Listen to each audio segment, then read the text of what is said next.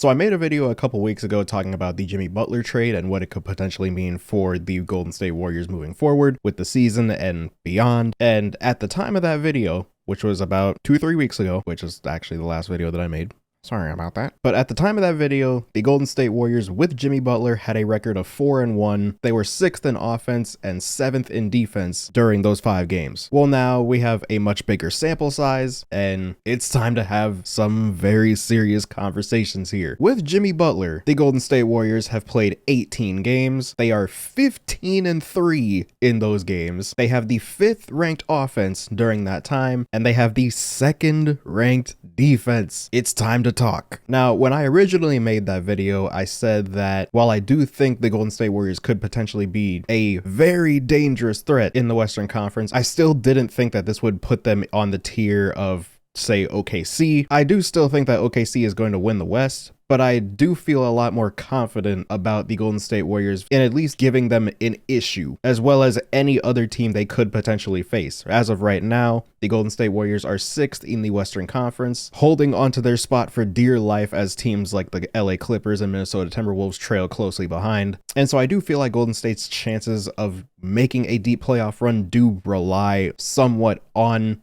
the actual matchup that they face in the first round between either Houston, Denver, Memphis, or LA. One of those 4 teams is possible at this point. Just another day in the wicked Western Conference. I do feel like an indicator for overall playoff success is how well a team performs in certain situations, also how they perform after the trade deadline, especially if they make moves at the trade deadline. That's how I felt with Dallas last season. Same thing with the Celtics in 2022 when they went on their huge run after the trade deadline. If you remember, they traded Romeo Langford for Derek White. Yeah, that happened. And the Golden State Warriors are looking to do something similar to end the season this time. And while some of those wins are games in which a lot of fans may look at those wins and say, oh, well, you were supposed to win that game, they've had some fairly impressive wins during this stretch as well. Their clutch win against the Detroit Pistons, in which they won an absolute dogfight of a game, also on a night where Steph Curry wasn't even really shooting that well. A blowout win at home versus the Dallas Mavericks, which is a team that you struggled to beat just a couple weeks before, beating the Sacramento Kings again by 20 plus points, in which the last game before that was one that we talked about in detail on the last video, and now just recently beating the Milwaukee Bucks without Stephen Curry on the floor. And as I said, it's not just the fact that they're winning these games, it's how they're doing it, which is something that was a little bit concerning to me in the earlier part of the season when they went on that crazy 12-3 stretch. We were really only winning the games where we were hitting 20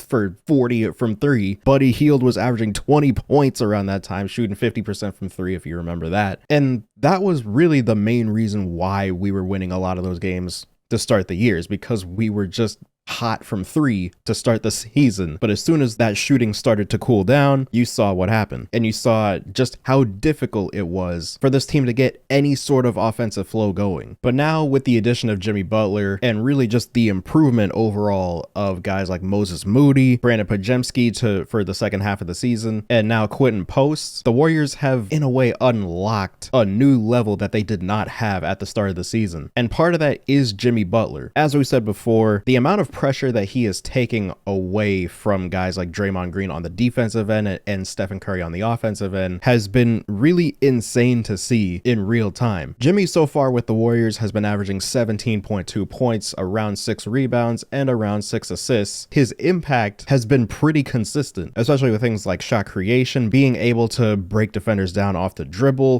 penetration, being able to kick out to guys like Quentin Post for wide open threes because the defense collapses to him, because he is a bigger scoring threat overall than Andrew Wiggins. All due respect to Andrew Wiggins, we will forever love him for 2022. But with all due respect, again, he is not drawing this level of defensive attention on any given night. And so that's something that you really see every single time that he's out there when you compare it to someone like Wiggins. And also on the subject of Jimmy Butler and offense and free throws in general, we need to talk about this dude's foul drawing and grifting, because oh my God. There are so many plays after watching Steph for over a decade at this point. There are so many plays this season where he will drive in. It didn't even look like he got hit and he's getting free throws. And I'm looking at it like, that's really a foul? Like, okay, I guess. And that's something that you haven't really had in the Steph era. Jimmy Butler with Golden State is currently averaging about 7.5 free throw attempts a game, which, if I'm not mistaken, Kevin Durant was the previous leader for free throw attempts by a teammate of Stephen Curry with around 4 to 5 during his peak seasons with Golden State. And so it's also been really key just to have that as well. For those few times where your offense isn't going so well, we've usually seen him driving to the paint trying to get contact, and he's been pretty elite at it during his short time here, I will say. Guys like Moses Moody have been really solid the entire season, really, but more so in the Jimmy Butler era, mainly just because I believe Jimmy Butler provides more leadership and more defensive switchability. And so overall,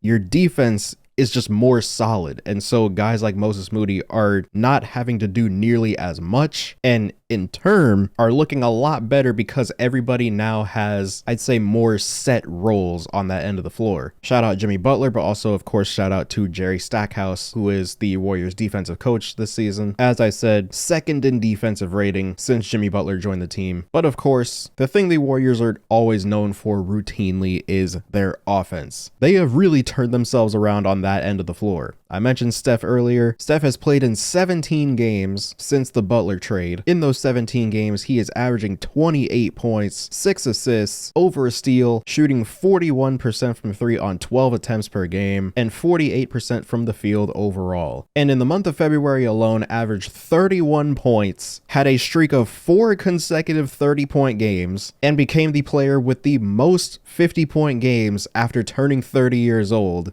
when he dropped 56 points against the Orlando Magic. The overall just vibes around the team definitely seem like a night and day difference between, say, mid-January and where we are now in mid-March. And I feel like just knowing, like Draymond Green said recently, I feel like just knowing that you have a chance to actually compete has done so much for this team, which, keep in mind, they were doing all of this before Jonathan Kuminga came back. And while he hasn't necessarily played the best in his 2 games back, especially not in the recent game against Milwaukee, he had some flashes against the Denver Nuggets, but it's pretty clear that he still is working his way back into it. And I feel like that is going to add another dimension to this team, just having another player that can create their own shot occasionally, but more so be a dangerous threat, especially on, say, Jimmy Butler's short rolls, or just him being in the middle of the zone, being able to make passes from there to wide open cutters. You can throw more lobs in that direction now with him out there. And also just having another really good switchable defender on the floor with Jimmy Butler, Draymond Green, Moses Moody. Brandon Podziemski is going to be out there too. And so I feel like that's going to be the main thing to look out for as JK starts to ease his way back into things after being out for so long. Of course, we'll have to wait and see. But on the topic of defense, and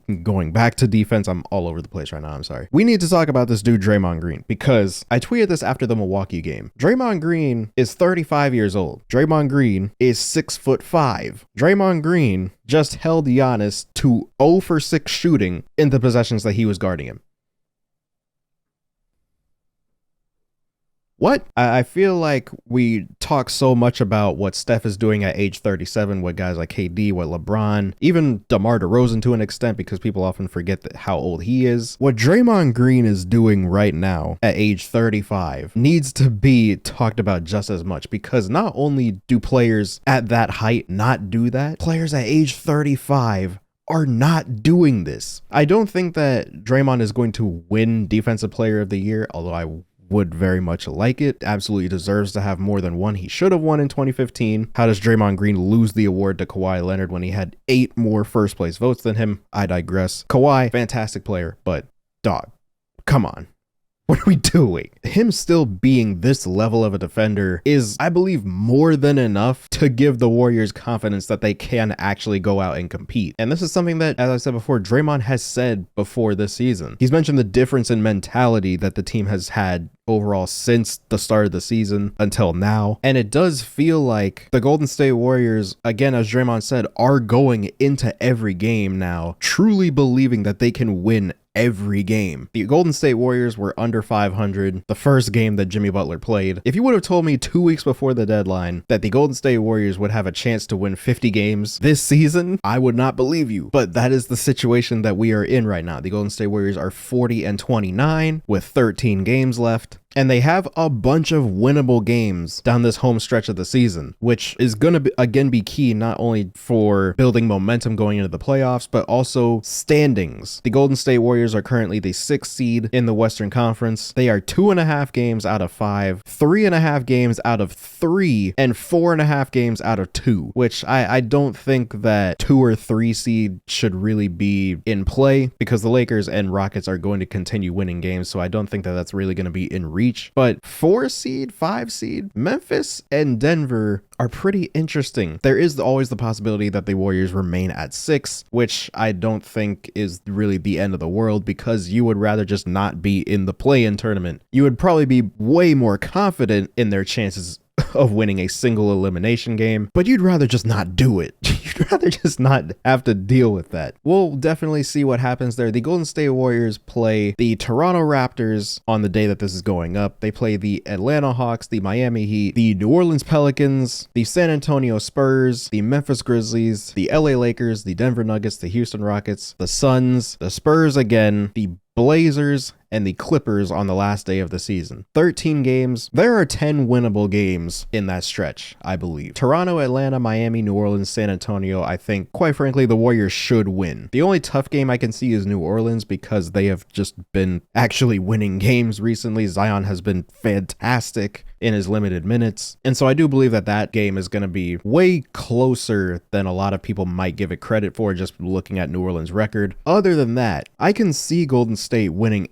any one of these games, especially now with the Lakers. LeBron is out for God knows how many games, and so you might be able to catch them right there before he's able to come back. Houston has been sort of falling off since I talked about them in that video, and also the Warriors just own the Rockets. But overall, the Jimmy Butler trade has honestly been one of the biggest moves that this franchise has possibly ever made, especially if it turns into some sort of deep playoff run, because nobody thought that that would even be possible or in the realm of possibility 2 months ago, and yet here we are. The only issue that I can see the Golden State Warriors having in any sort of playoff setting would be teams with a lot of size, and that's something that we've said time and time again throughout the last couple seasons, even in 2022 when they went on to win the title. Now you have Quentin Post, who can provide some rebounding, but he's mainly being utilized as a stretch 5. He's not really being utilized as a rebounder. You can probably bring Trace back for that purpose. He hasn't really been the best this season and has had a noticeable drop off since last year, but I still think that he can provide some value, especially on the glass, in some of those more specific matchups where you need a lot of size and or paint protection. But other than that, the Warriors, I think, are pretty much set in terms of what their expectations should be. That's about it for me. I want to know what you guys have thought over this last month and a half stretch from Golden State. Do you think that this team is a legitimate title contender? And if so, who do you think will be the biggest threat come playoff time? I hope you guys enjoyed this video. Subscribe if you're new. Hit the bell to be notified when I upload. Comment down below what you want to see next. And as always, I'll see you guys in the next one.